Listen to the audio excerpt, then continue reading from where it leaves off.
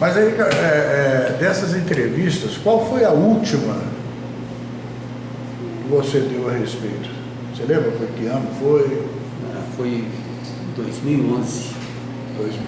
2011, 2010, que eu estava até na Pegasbras. Não, tive outros depois, mas foi o pessoal da Espanha, né? Espanha. Eu fui, teve uma entrevista, essa última que eu tive foi ter na Pegasbras, foi Rede Minas, acho que foi Rede Minas, não sei, não tenho certeza absoluta. O senhor não passou por nenhum tipo de procedimento hipnótico, de nenhum tipo de médico, não foi sugerido a você isso? Não. Se um dia isso fosse sugerido, você o faria? Para tentar trazer a sua memória, sabe? Fatos que talvez estejam ali escondidos, né? Seria ruim não. Se pegasse um bom profissional da área, a gente pudesse fazer uma regressão hipnótica, porque muitas vezes a gente está com detalhes, né, que a gente fosse gozado, eu nem lembrava disso mais, a coisa vem aflora. Tá vendo? Busca lá no arquivo. São 55 anos. Mas se você me perguntar aqui que eu não sei hoje, eu não lembro. Fernando, eu li, talvez a informação não esteja correta, que você é espírita. Sou. Né? Eu conheço um pouco, né, da religião espírita, e a religião espírita ela é bem aberta com relação ao fenômeno OVNI. Né?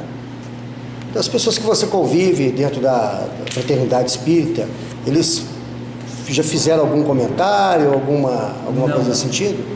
Nem que eu também não fiz comentário também. Eles desconhecem isso? Só meu cunhado que conhece, minha irmã que frequenta lá, e se for um ou outro, eu não cheguei a comentar. Você sabe que o caso Sagrada Família, se você hoje pesquisar na internet, né, no Google, qualquer programa de busca, é um dos casos mais relevantes da ufologia mundial, não só do Brasil. Né?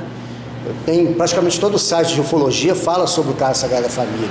Né? E poucas pessoas talvez desconhecem que os protagonistas, né, ainda vivem em Belo Horizonte, né, e que ainda levam a vida normal, né, porque as pessoas acham que por ser um caso muito antigo, talvez a maioria acha que nem estão vivos mais. Né? O caso Sagrada Família é um dos casos mais emblemáticos da ufologia mineira, junto com o caso Vilas Boas, Hermínio e Bianca. Né? Qual outro caso, Aldo, que a gente pode citar aí? O caso Aeroporto, né? Caso Aeroporto, e por aí vai. Tem muito caso. Então, assim... dessa época. Dessa época. E interessante saber que você nunca foi convidado, né, para fazer uma palestra sobre o assunto, sobre o seu contato, né? Só de curiosidade, se você fosse convidado hoje para participar de uma palestra sobre ufologia, um tema sério, para você relatar, falar sobre a sua experiência, você aceitaria? Olha, seria uma coisa, se fosse, eu concordaria sim, mas eu gostaria de fazer essa regressão, porque aí eu ia lembrar de certas coisas que eu não lembro hoje. Mas só te falar o que eu te falei aqui hoje, tem muita coisa que tem que chegar a ler o relatório para lembrar, que eu não lembro. Mas as pessoas, o que acontece hoje em dia? Como você é um arquivo vivo da ufologia, né? A gente pode falar assim, um arquivo vivo da ufologia. Você é um dos protagonistas de ter observado um ser, provavelmente não terrestre. Não só um ser, mas 5, né? E uma nave também. Essa nave... Com certeza, isso aí era uma nave pequena e devia ter outra em cima. Justamente, porque pelas dimensões e pelas características, né? Ela emitia algum som? Alguma coisa assim? Não, né? Silenciosa. Muito silenciosa, né? Não, barulho nenhum. À noite estava normal? Não, nem passava muito carro na rua, passava muito pouco. E nessa época eu não lembro se durante um tempo lá, essa rua, né, nessa parte onde ele morava, se formou uma cratera imensa, né, que foi chovendo e fez uma cratera. Uma vez nós sentamos, até um pau, assim, sentamos no meio assim, e a cratera toda lá embaixo assim, o pessoal tirava foto para ver se fazia alguma coisa para a rua lá, se a prefeitura fazia alguma coisa, porque ninguém tomava providência. Esse objeto, né, que vem, mostra aqui, Albert, que eu vou tentar pegar aqui. Esse objeto, ele chegou a tocar o solo? Não. Ficou parado, suspenso no ar.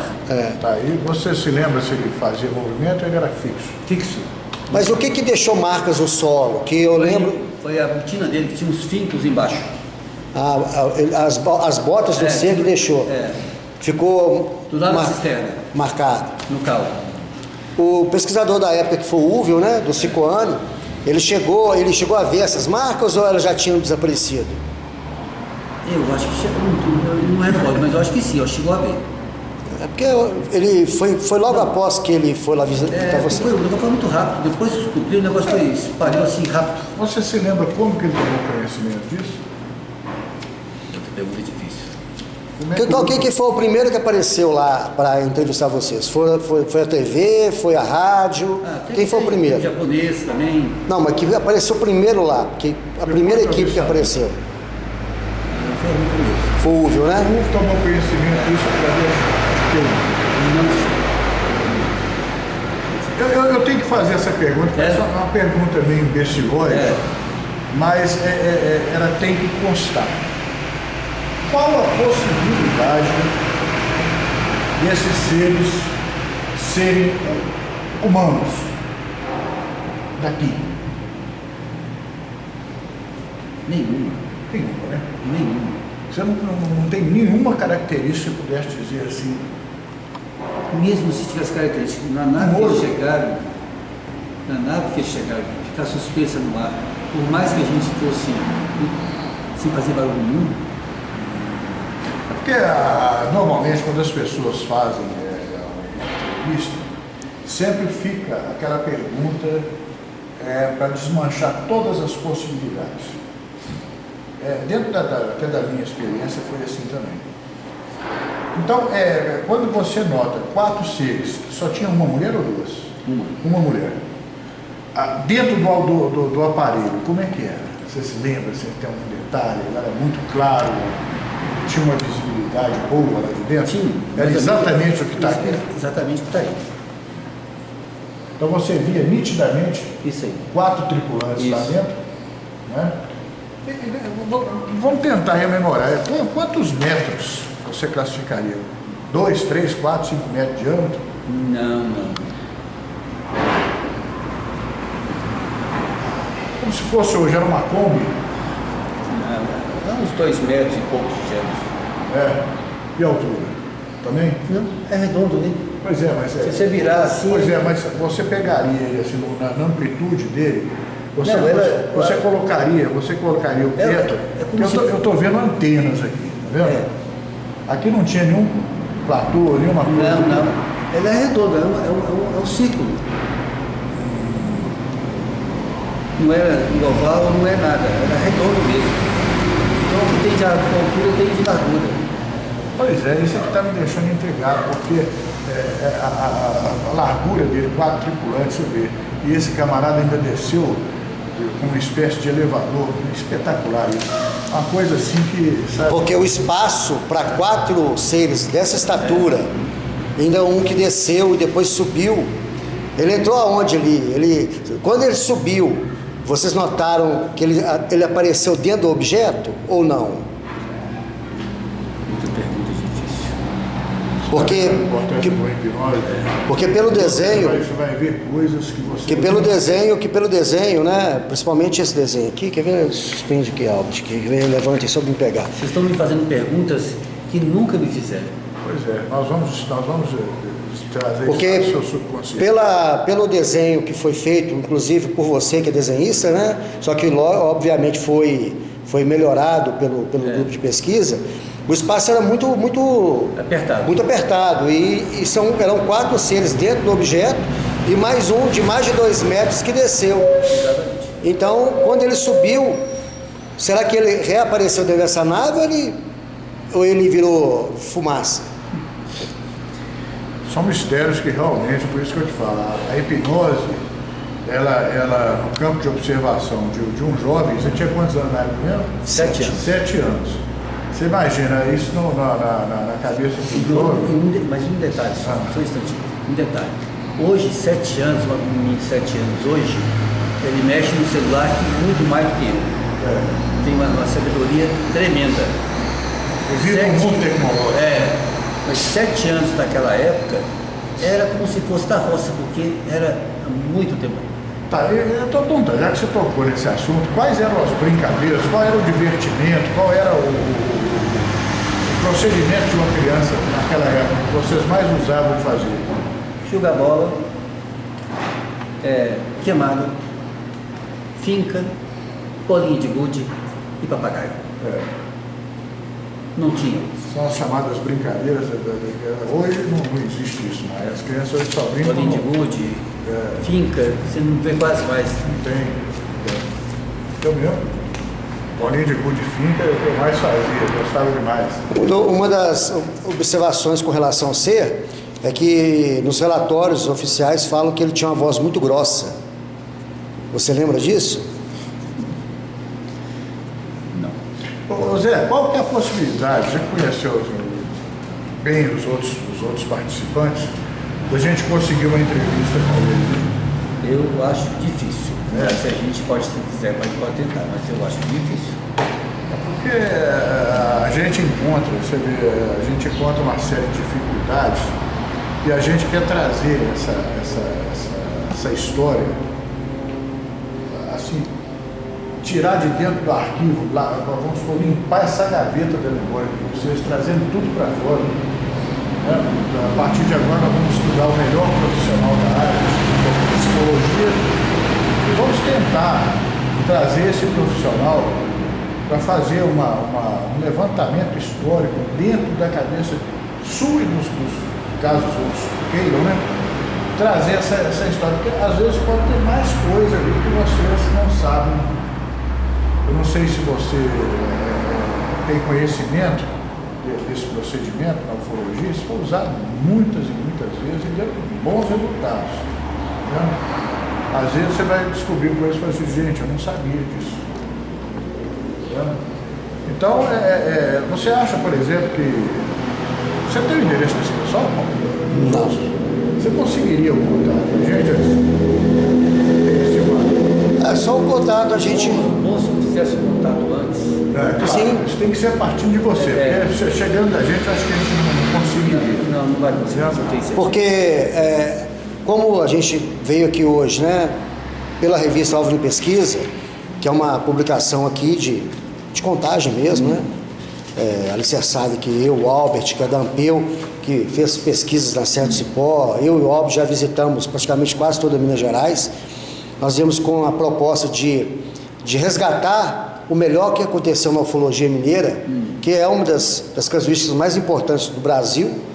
A revista está aí, você vai ter a oportunidade de ler. Aí você tenta entrar em contato com eles e falar sobre a nossa proposta.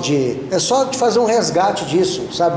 De talvez fazer uma matéria legal, uma matéria bem embasada, com conceitos científicos, né? Porque é um caso que merece atenção, mesmo após 55 anos.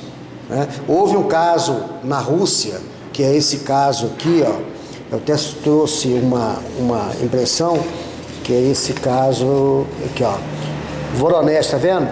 Que é um caso não que é similar, mas que foram crianças que observaram e também tinha umas características muito, muito parecidas com o caso Sagrada Família. Humanos, né? São seres de grande estatura, só que tinham 3 olhos, mas assim, a dinâmica do contato foi quase bem parecida.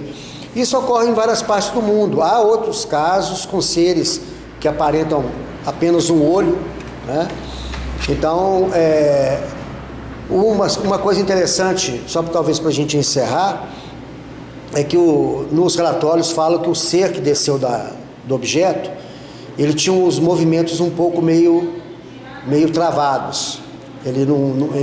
Os braços dele não se movimentavam com facilidade. Sugeria um robô. O movimento dele não era um movimento normal de uma pessoa normal. O que pode sugerir que talvez talvez não seria um ser biológico. Vê dentro desse enfoque e daquilo que você observou, você acredita que poderia ser um ser que talvez um híbrido, talvez um robô, mas com características de um ser biológico? Eu não posso afirmar. Realmente, Você vê, se não tive essa... eu acho que você está de frente com esse pessoal, acho que o impacto é tão grande que ainda mais uma criança de 7 anos, né?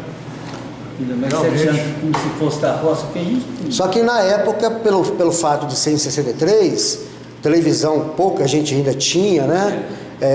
Vocês não fizeram aquela associação, ou não sei se fizeram, de que aqueles seres eram de outro planeta. Vocês chegaram a fazer essa associação no momento que a nave apareceu, que o ser desceu? Que aquilo era de outro planeta? Já se falava muito em disco voador? Não. Houve um relato que as pessoas viram como se fosse lá na usina de força, que são 1, 2, 3 quarteirões acima da divisa com a Cidade Nova, né? Tem uma estação da CEMIG lá. É como se fosse 2 bacias emborcadas. Estava flutuando em cima da estação da CEMIG. Isso foi no mesmo ano? No mesmo ano. É interessante. Talvez já apareceu mais um detalhe Isso chegou a ser noticiado na TV, no jornal, por onde que você ficou Primeiro que a sabendo? gente não tinha acesso ao jornal, né? E a televisão em casa não tinha também. Mas esse caso foi antes ou foi depois do caso de vocês? Aí é tudo, a gente está conversando aqui, é uma conversa informal, é tudo por alto mesmo. Mas você acha que foi antes ou foi depois? Porque talvez poderia haver uma conexão. Eu não posso afirmar, mas eu creio que foi antes. Foi antes, né?